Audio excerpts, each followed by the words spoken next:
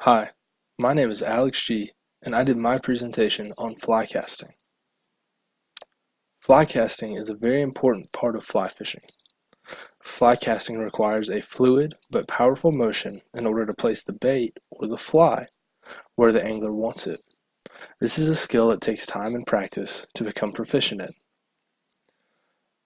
Let's go over what fly casting can be categorized as. It is a bit more discreet because there are clear stop and start points.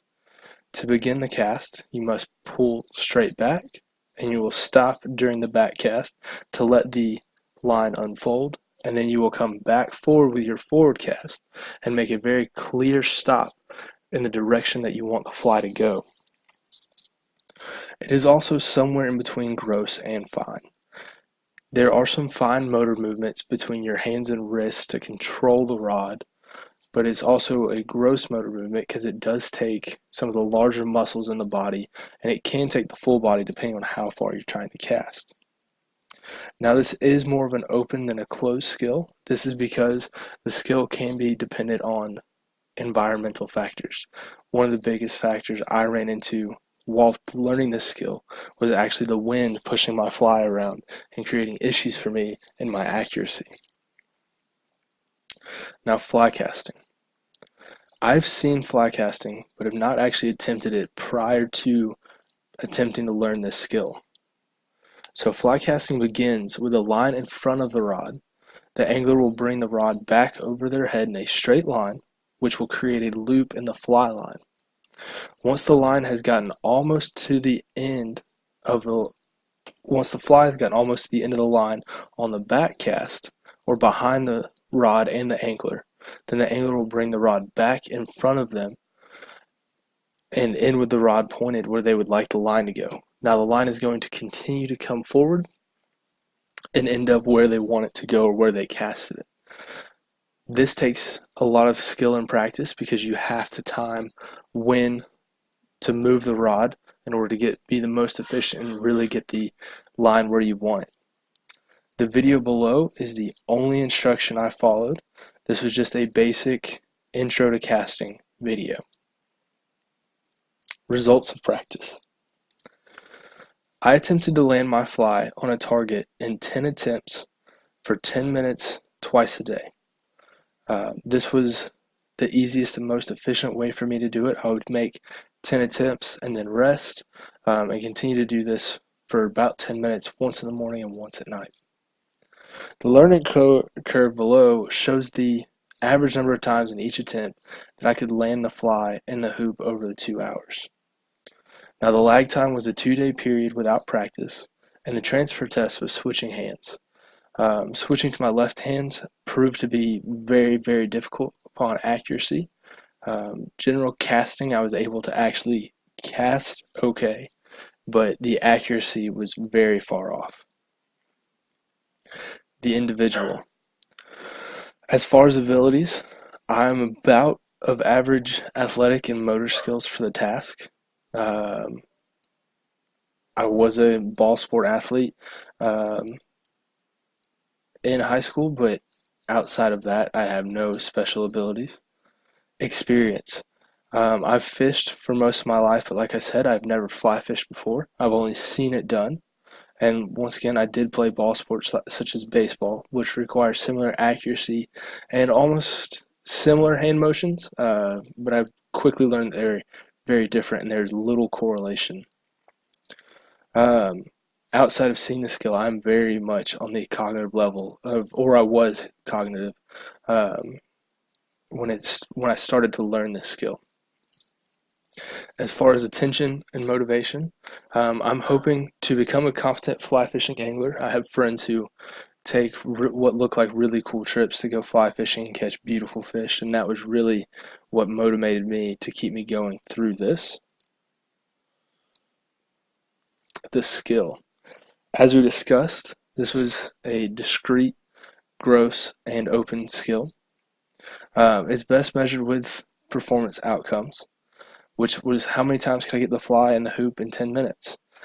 This proved much more difficult, but with time, I became better at it.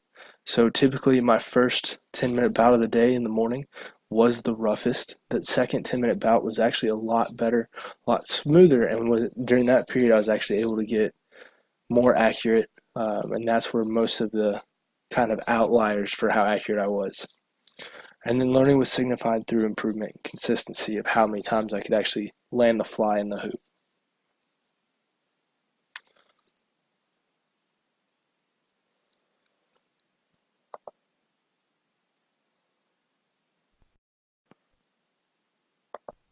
Now this is a video of me trying a few times to get my fly in the hoop. This is one of the videos. As I said earlier, I was having some issues getting videos to upload, and this was the only way I could get my videos to actually upload the way I wanted them to.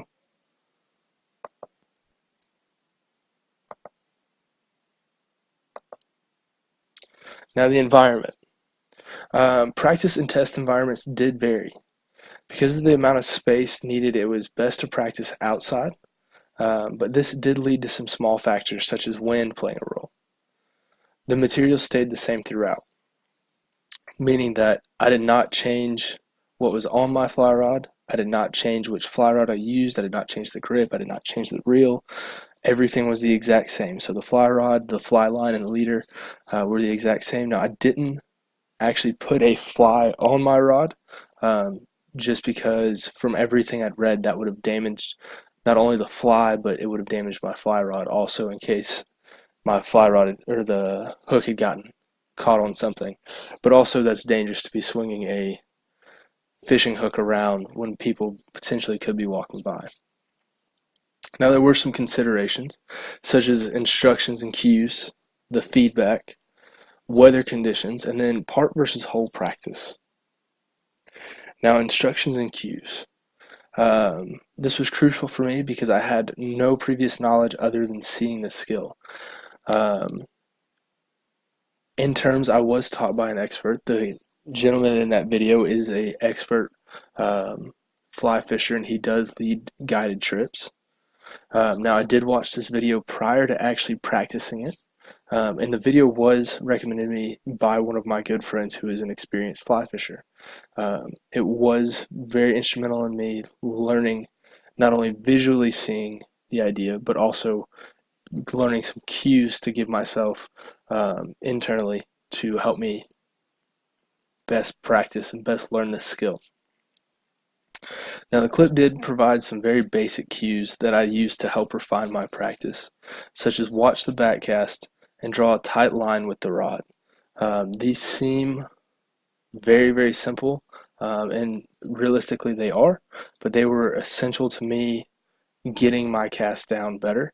They did not necessarily help with the accuracy. One of the issues I had early on was that during my back cast I would actually move my rod forward too fast, which would actually cause a tangle in the line, and that obviously threw my accuracy way off. So when I began to actually watch my back cast, I not only was able to get my fly line further out there, but I was actually able to become more accurate with it.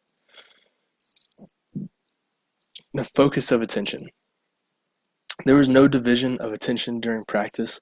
It was purely on what I was doing on the full fly cast and on my target. Now there was high motivation, like I said. Distractions were held to a minimum, but were present. Like I said, I was outside for most of this, so the weather played a part in it. Most of the time I was in my own front yard, so friends and family were coming and going. So there were small distractions. Now there was internal and narrow focus was the primary used, because I had to stay focused for myself, and I had to focus on what I was doing and tell myself more or less what to do. Now feedback. The knowledge of performance was occasionally used. Occasionally I could get one of my friends who fly fishes to come watch me, and they would give me small cues. And then knowledge of results. This was present after each cast. I either hit the target or I missed. I either kept my fly line clean and smooth, or I would tangle it up.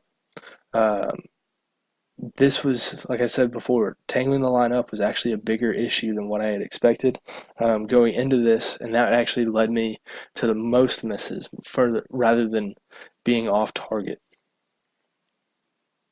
Practice variability. As I stated before, there wasn't a whole lot of variability that I could control. Everything that I could control stayed the same, such as the rod and reel and the fly line were the same that were used for each practice session, each test. Um, there was no CI difference because the same rod was used, so everything felt the same to me. Um, but the weather did play a little variable because there were a few times that I had to practice during super rainy days where I'd get out there and it would start raining, and rain didn't play a huge part, but it was a little bit of a factor. Um, Now, practice was distributed. Like I said, it was 10-minute bouts twice a day. I did not do a math session. I was afraid a math session would just wear me out. I couldn't imagine trying to practice getting fly a fly line into a hoop for 45 minutes a day. I believe I would just get really bored. And that is my slideshow for you.